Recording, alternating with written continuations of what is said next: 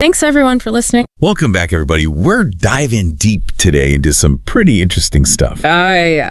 The Halls of Amenti. Yeah. Now, you might have heard about this from the Emerald Tablets, but we've got this article here which gives it like a fresh take, a more modern interpretation. Right.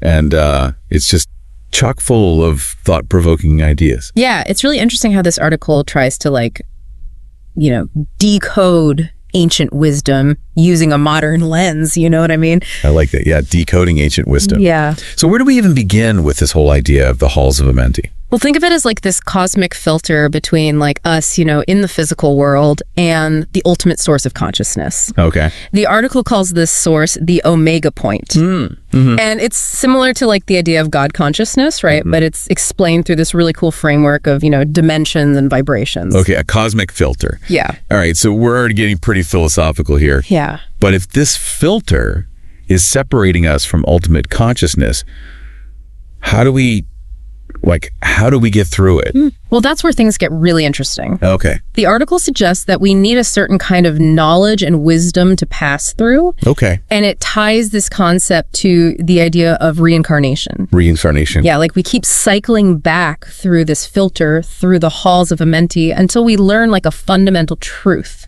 Okay, and what is that truth? Yeah. What is it that we need to learn? The article argues that the truth we need to grasp is that the physical world as we perceive it is actually an illusion. Hold on now, wait a minute. If I can touch this table, feel the chair I'm sitting on, how can this be an illusion? It feels pretty real to me. It does, doesn't it? It does. And that's the challenge of grasping this concept. Yeah. The article even uses a mathematical term, Fourier transforms, to explain how our souls project themselves into this physical realm. Fourier transforms. Yeah, you can imagine your soul is this complex waveform. Okay. And this mathematical process translates that wave, your soul, into a physical form in this material world. Okay, so we're talking about translating the language of the soul into something tangible.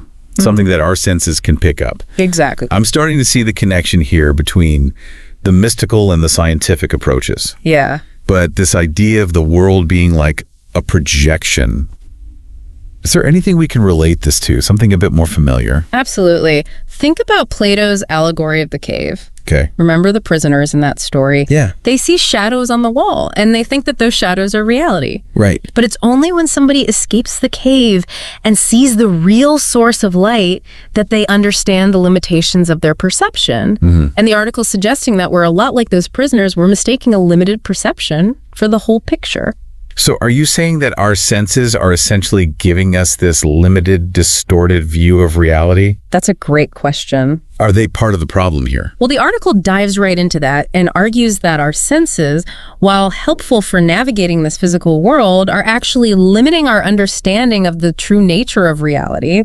Okay. It's like trying to understand a three-dimensional object by only looking at its two-dimensional shadow. So we're kind of stuck in a sensory bubble, only perceiving a tiny fraction of what's actually out there. That's a great way to put it. It's like we're watching a movie and mistaking it for real life. Yeah, and the article challenges us to break free from that limited perspective, Okay. It says that if we want to uncover what it calls universal secrets, we need to develop the ability to perceive beyond our physical senses. That sounds like a tall order. How do we even begin to do that? How do we expand our perception beyond what we can see, hear, touch, taste, smell? Well, the article suggests that we need to venture beyond our comfort zones. Okay. Question everything we think we know about ourselves and the world around us. It even suggests that we need to critically examine our beliefs. Okay. Even challenging established ideas and institutions. Like what? Including organized religion. Whoa. Yeah. Challenging organized religion. That's a pretty bold statement. It is. But it makes me wonder, if we're supposed to be questioning everything, then what are we supposed to be looking for? What's on the other side of this filter? That's where we step into some truly fascinating territory. Right. The article introduces the concept of the pleroma, which is a term from Gnostic thought, and describes it as the highest level of existence, a realm of pure consciousness. Pleroma, it sounds almost utopian. Yeah. But if that's the ultimate goal, yeah, why are there these obstacles in the first place? Right. The article mentions these archons. Yes. Who are they? According to the article, the archons are like these energetic beings, almost like guardians, who prevent what it calls immature souls from entering the pleroma. Okay. It gets a bit mysterious here. Yeah. But the suggestion seems to be that our journey on Earth is about shedding those aspects of ourselves that resonate with these archons, refining ourselves so we can pass through. So this is getting pretty deep. But how do we actually shed those parts of ourselves? How do we overcome these Halls of Amenti? That's a question that takes us right to the heart of this whole deep dive. Okay. The article emphasizes the need for balance. Balancing reason and wisdom with feelings and emotions. Okay. It's like we need to harmonize all aspects of ourselves to break free from the cycle of illusion and limited perception. So it's not just about accumulating knowledge or suppressing our emotions. It's about finding that middle ground. Exactly. A balance between head and heart. Exactly. The article even draws a parallel with the universe itself, stating that the universe is mathematical. Okay. Suggesting that reason and logic are key. But it's not just about cold, hard logic. It's about weaving together reason and feeling, logic and intuition to truly grasp the nature of reality. This is already blowing my mind wide open. I know, right? We've gone from ancient mystical texts to scientific concepts, from the illusion of the physical world to the importance of balancing reason and emotion. It's quite a journey. Out a journey. And we're just getting started. Oh, really? There's so much more to unpack in this article, particularly around this concept of the demiurge. The demiurge. And its connection to our own ego. Okay. That's where things get even more intriguing. Well, I'm definitely hooked. Let's dive deeper into this rabbit hole and see what other mind-bending ideas we can uncover. Let's do it. Listeners, stay with us, because things are about to get really interesting. Yeah, they are. So this demiurge thing, it's a concept that's been around for centuries, particularly in Gnostic and like esoteric traditions. And the article presents it as kind of like a lesser god. Okay. Almost like a pretender to the throne of ultimate power. So not the like benevolent, all-knowing God we often hear about. Right. This sounds a little more ambiguous. Yeah, that's a good way to put it. Okay. The article even goes so far as to compare the demiurge to like the God of the Old Testament. Wow, okay. Suggesting that this entity, while powerful, is actually a lower level being. Okay. That kind of distorts our perception of the truth. And here's where things get really interesting. The author connects this idea of the demiurge to the concept of our own ego. Wait, so you're telling me my ego, that inner voice that's always pushing me to be better, do more, is somehow connected to this cosmic trickster figure? Think of it this way. The demiurge, much like our ego, presents itself as the ultimate authority. Okay. The one calling the shots. Right. But the article's suggesting that it's actually a limited entity that keeps us trapped in this cycle of desire and dissatisfaction. Okay. And just like overcoming the demiurge is key to like escaping the Halls of Amenti. Conquering our ego is essential for achieving true freedom and enlightenment. Okay, I'm starting to see the parallels here, but how do we even begin to tackle this ego? Right. This inner demiurge that feels so deeply ingrained. Well, the article points to practices like meditation and introspection as crucial tools. Okay. It's about cultivating self-awareness, understanding our emotions, and learning to detach from the constant chatter of the ego. Right, so it's not about denying our emotions, but rather observing them without judgment. Exactly. Recognizing that they're fleeting and they don't define who we truly are. Yeah, it's like taking a step back, becoming the observer of our thoughts and feelings. So mindfulness plays a big role here. Absolutely. Okay. Mindfulness is all about being present and aware. Right. And the article suggests that this present moment awareness is essential for dismantling the illusions that are created by our ego. It also emphasizes the importance of sharing our thoughts and reflections with others, engaging in dialogue, seeking out different perspectives. That makes a lot of sense. It's like we can help each other identify the blind spots in our thinking. Yeah. Those areas where our ego might be holding us back. Exactly. It's interesting the article highlights both reason and emotion. Right. Are they often seen as being in opposition to each other? That's a common misconception, and the article directly challenges that idea. Okay. It argues that both reason and emotion are essential for navigating the Halls of Amenti. Stating that the universe is mathematical. Right. This suggests that reason, logic, and critical thinking are essential tools. Okay. But it doesn't stop there. The article also emphasizes the importance of feelings, intuition, and finding that delicate balance between the head and the heart. So we need to engage both our analytical and intuitive faculties to truly understand the bigger picture. Precisely. Okay. The article uses this really cool metaphor to illustrate this concept. Okay. It talks about a square trying to understand a cube. Okay, a square and a cube. Yeah, the square being two-dimensional can only perceive a limited aspect of the cube. Right. Just like our senses can only perceive a limited aspect of reality. Okay. It's only by developing a deeper, more intuitive understanding that we can grasp the full complexity of what lies beyond our immediate perception. So we're not just talking about like book smarts here, but also a kind of wisdom that comes from within, from tapping into something deeper than our rational mind. That's a great way to put it. Okay. The article is essentially urging us to become multidimensional thinkers, expanding our awareness beyond the limitations of our physical senses and our ego-driven perceptions. Okay. And that requires cultivating both intellectual rigor and emotional intelligence.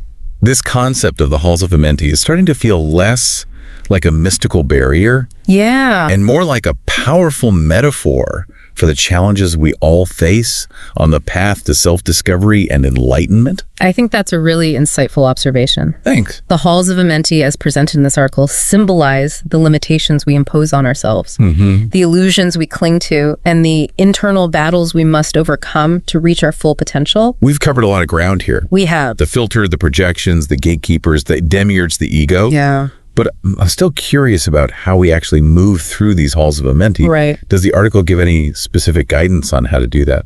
It certainly encourages self-exploration, stepping outside our comfort zones, and questioning our assumptions about ourselves and the world. Okay. And remember, it specifically mentions needing a complete lack of karma to pass through. Right. But what does that even mean in a practical sense? Right. How do we achieve a lack of karma?